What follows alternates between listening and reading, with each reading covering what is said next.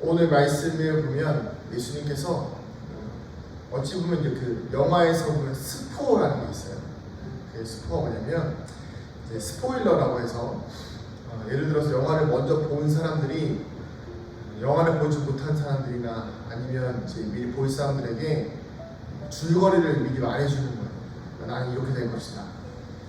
이 영화의 결말은 이렇게 될 거야 라고 이야기해주는 경우가 있습니다. 이 영화를 잔뜩 기대하고 있던 사람들에게 그런 영화를 보면 그 영화에 대한 스포일러를 듣고 나면 기분이 그렇게 좋지 않죠. 뭐 반전도 다 미리 알고 그러면 의미가 없잖아요. 예수님께서 제자들에게 말씀하시는 것, 자신이 어떻게 될 것인지 미리 스포하시는 거예요. 스포일러 하시는 거예요. 나는 이렇게 죽을 거야. 나는 이렇게 죽게 될 것이야. 근데 이게 영화가 아니고 이야기가 아니고 실제 상황이다 보니까 제자들이 이것을 깨닫지 못하는 거예요. 사실은 제가 볼 때는 깨닫지 못하다기보다는 믿지 않았던 거죠. 왜냐하면 자신들에게 있어서는 우상과 같은 존재였고 죽은 자도 살리시는 예수님, 죽은 자도 살리시고 병든 자도 고치시고 물 위로 걸어 올라오시고 뭐 물고기 2마리로 보리떡 5개로 수많은 사람들을 먹이시는 그 예수님이 죽는다는 상상을 한 거니까. 근데 그 죽는 것이 뭐 그냥 되게 멋있는 죽음도 아닙니다. 내가 너희들을 위해서 언젠가 어떻게 장렬히 싸우다가 전사할 것이다 이런 것이 아니라 이방인들에게 넘겨주고 심지어 이방인들에게 넘겨주고 희롱도 당하고 능력도 당하고 신뱉음도 당하고 채찍질하고 죽일 것이다. 아주 비참한 죽음을 맞이한다는 거예요. 제자들로서는 믿고 싶지 않았을 것입니다. 그리고 굳이 이 말의 의미를 귀담아 들으려고도 하지 않았을 거예요. 그것을 예수님께서는 이렇게 말씀하십니다. 깨닫지 못하였습니다. 그리고 그 뒤에 이렇게 나와 있습니다. 그 말씀이 감추었으므로.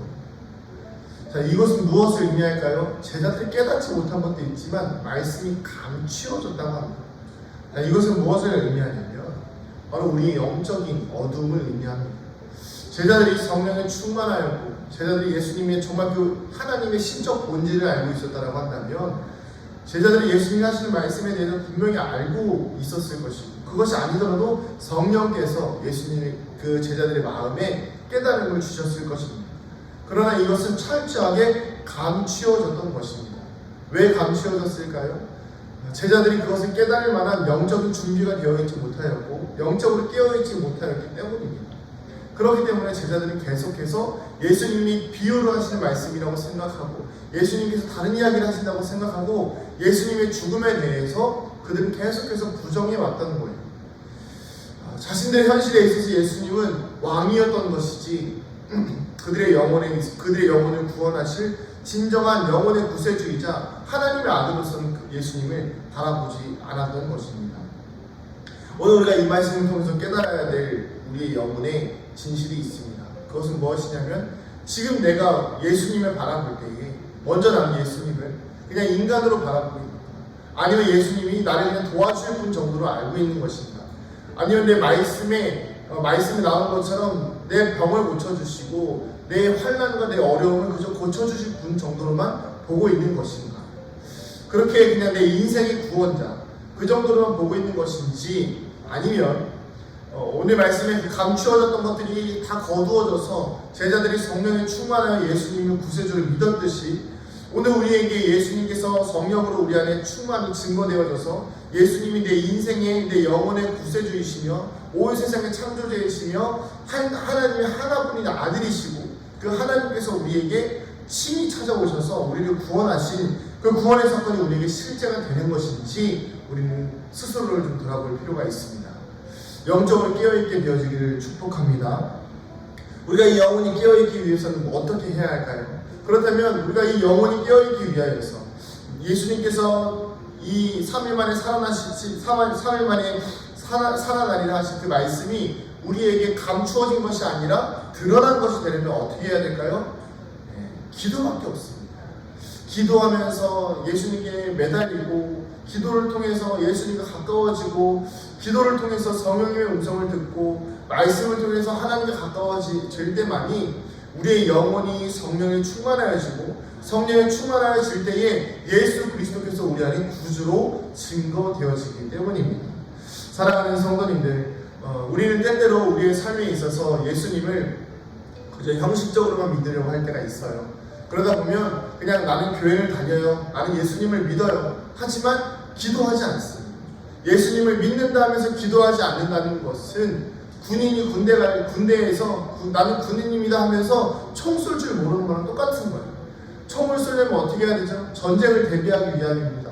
그러면 항상 총을 쏠 수 있는 연습을 해야죠. 총을 한 번도 쏴보지 못한 사람이 군대 가서 나 총 쏘겠습니다 이러면 군대에서 쓰임받을 수가 없는 거예요. 마찬가지로 우리가 예수님의 사랑, 예수님이 하나님의 구주이심을 우리가 알려면 매 순간 기도를 통해서 믿음으로 단련되어 있어야 하고 말씀을 통해서 믿음으로 증거되어져 있어야 하는데, 예수님을 전혀 깨닫지 못하면서 나는 예수님 믿는다, 하나님은 살아계시다는 것을 믿는다 라고 하면서 말씀 보지 않고 기도하지 않는다는 것은 죄송합니다, 헛된 신앙입니다.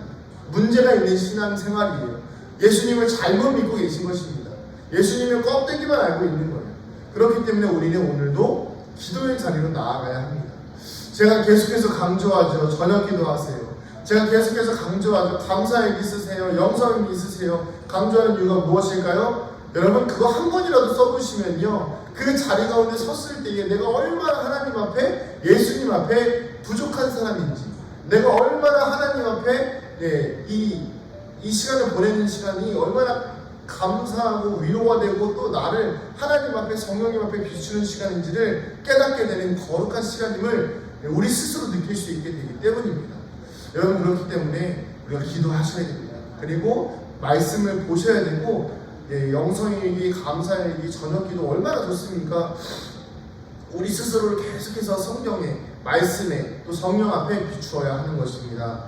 사랑하는 성도님들, 우리 안에 정말 그 예수님의 살아계심이 감추인 것이 아니라 정말 그 성령의 조명하심을 통해서 밝히 드러나는, 그렇게 예수님의 살아계심과 예수님의 구원 사건이 오늘도 우리의 삶에서 실제가 되어지고 믿어질 수 있는 거룩한 은혜를 경험하는 믿음의 성도님들 되시기를 축복합니다. 기도하시겠습니다. 하나님 감사합니다. 우리 사랑하는 성도들의 삶과 이 부족한 종의 인생 가운데 오늘도 예수님께서 말씀을 통하여, 성령의 은혜를 통하여 주님의 십자가의 사건이 우리에게 실제가 되게 하시고 감추어진 것이 아니고 드러나게 하심에 감사드립니다. 그러나 예수님, 우리가 때때로 예수님을 우리의 도구로 사용하다 보니 예수님의 십자가의 사건이, 예수님의 거룩하신 그 은혜가 때때로 우리에게 희석되어질 때가 있고 감추어질 때가 있습니다. 주여, 우리가 주님을 형식적으로 믿지 아니하게 하여 주시고 감추어진 상태로 주님을 따르지 아니하게 하여 주시옵소서. 모든 것이 성령의 은혜 가운데 밝히 드러난 가운데에서 주님을 믿고 따를 수 있는 거룩한 주의 백성들 되게 하여 주시옵소서. 오늘 하루의 삶 가운데에서도 예수님의 십자가의 사건이 실제가 되게 하여 주시고, 그러기 위해서 말씀과 기도 가운데 더욱더 충실할 수 있는 우리 믿음의 성도들 되게 하여 주시옵소서. 감사드리며 사랑이 많으신 예수님의 이름으로 기도드립니다. 아멘.